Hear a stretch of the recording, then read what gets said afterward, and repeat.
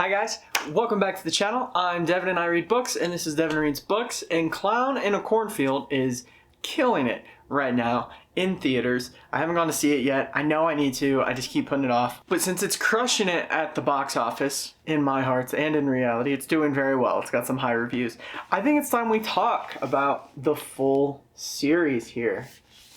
I have talked about the books independently, kind of throughout the life of my channel. I love this series. I picked up the first book on a whim, and I blazed through it in about a day. But when you go into this series, something you need to understand is that all three books actually have different horror tropes and different themes.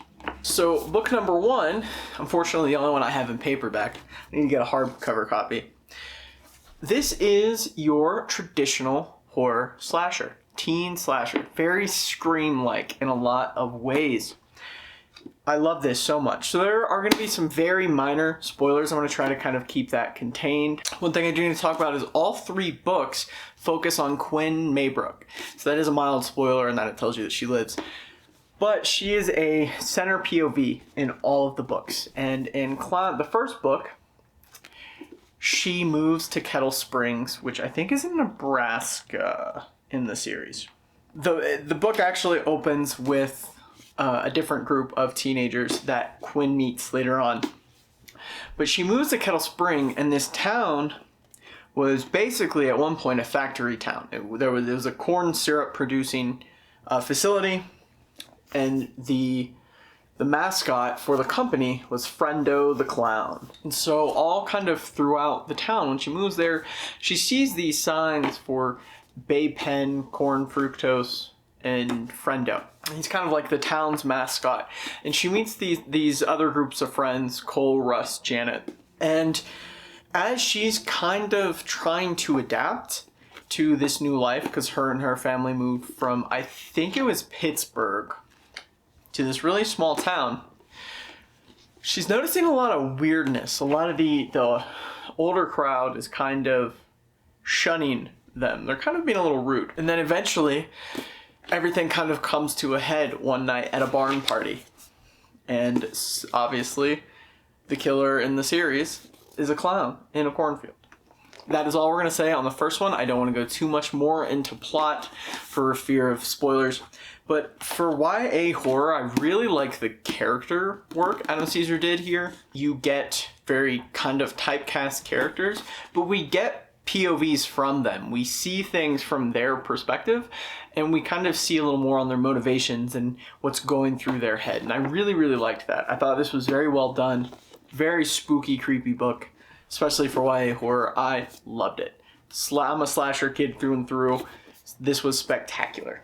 Book 2, that is not book 2, that was book 3. Book 2, Friendo Lives, takes place, I believe, 1 year.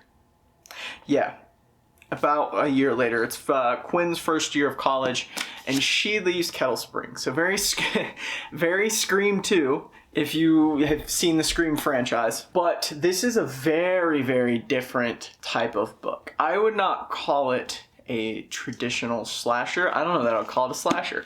The theme of this book is so different and kind of revolves around online conspiracies leading to extremism. In addition to Quinn's POV, we get POV of another girl named Jerry, she was a Kettle Springs survivor. She was a student who was at Stu Macher's house, so to speak, if you're to make another Scream comparison. She was at Ground Zero when everything kind of went down, and we see things from her perspective too, and how life has kind of changed in Kettle Springs after this incident. Friendo Lives is probably my least favorite of the three for no reason other than I just don't think the story is executed quite as well. I still love it. I want to be very clear. I don't think there's a single Clown in a Cornfield book I gave less than 4 stars on Goodreads. I really did love it, but I would have liked to have had a little bit more heaviness in some of the characters. for this sequel. Again, I'm not going to go too deep into what characters return and what don't, because I don't want to give any spoilers away. If you like the first one, you will like the second one. It's not a normal slasher. It is still definitely a horror book. I don't know how to describe it in a better way without giving spoilers away, and I don't particularly want to do that, but this book focuses less on specific victims or people being murdered for a specific reason, and more on the central theme of the book in the dangers of conspiracy theories and things of that nature. Clown in a Cornfield 3, The Church of Friendo. It's probably my favorite of all three. I really, really love this one. So I'm going to say this. It is technically a mild spoiler, but it's on the cover, so how does that count? Understand how that counts. But it does revolve around the Church of Friendo. A cult has formed.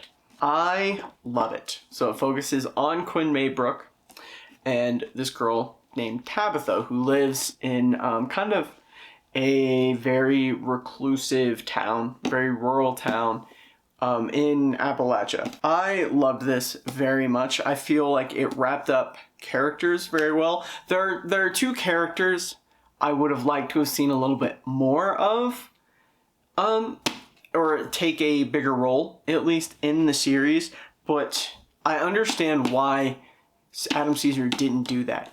Book 3 focuses so much on Quinn Maybrook. It really is Quinn's story for this whole thing, even though we get the perspective as Tabitha. I loved it. I loved the ending so much. I had mixed feelings about it at first, but I really loved it. And honestly, I also just love that it's one of the only personalized autograph books I have. So book 3 actually shifts tone and theme again, whereas it's not a traditional slasher. It's not really focused on conspiracy theories or extremism. It has revenge horror elements, and then it has cult horror elements, folk horror elements, and I really love that a lot. I felt this book was the perfect cherry on a sundae of Clown in a Cornfield as a series by Adam Cesare. I love this series. I'm hopefully going to go see the movie soon.